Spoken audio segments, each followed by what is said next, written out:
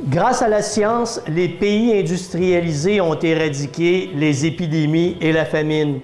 Les avancées en agriculture ainsi que l'élevage intensif permettent chaque jour de mettre à la disposition de milliards de personnes sur la planète bien plus de nourriture qu'elles en ont réellement besoin. C'est un succès sans précédent pour l'humanité, mais ce succès vient avec ses conséquences. En quelques décennies, nous sommes passés d'une population composée majoritairement d'agriculteurs à une société de travailleurs sédentaires. Nous dépensons moins de calories et avons à notre disposition davantage de nourriture que nos ancêtres auraient pu l'imaginer. Ainsi, globalement, nous mangeons trop et ne bougeons plus assez. Notre époque compte d'ailleurs bien plus de morts découlant des conséquences de l'obésité que de la famine. Il n'existe que peu de différence entre nos ancêtres d'il y a quelques dizaines de milliers d'années et nous. Notre biologie est demeurée relativement la même. Cependant, l'avènement de l'ère industrielle qui s'est développée en un claquement de doigts à l'échelle cosmique a totalement transformé notre environnement, ne laissant ainsi aucune chance à notre corps de s'adapter.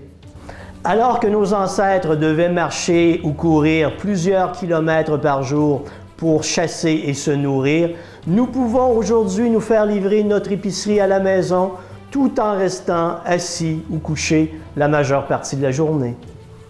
Alors qu'à cette époque lointaine, nos aïeuls se nourrissaient d'une grande variété d'aliments offerts par la nature, nous consommons aujourd'hui un grand nombre d'aliments transformés contenant une quantité de sucre libre et de lipides capables de déstabiliser n'importe quel métabolisme.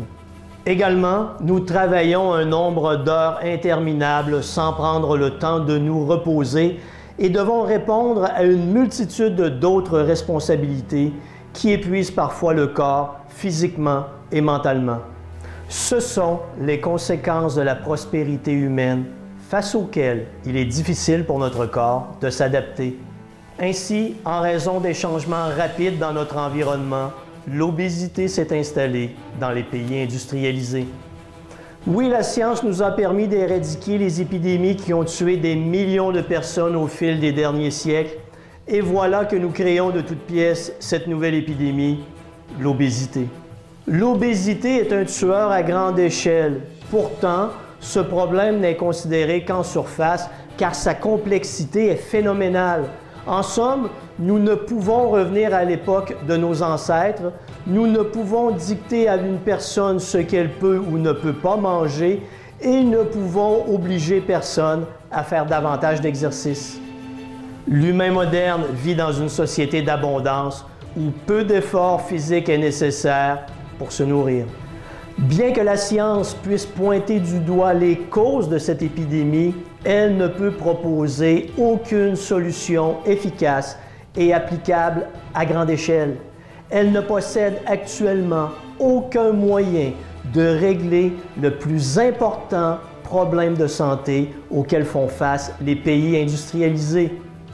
Pour le moment, c'est une victoire absolue de l'obésité.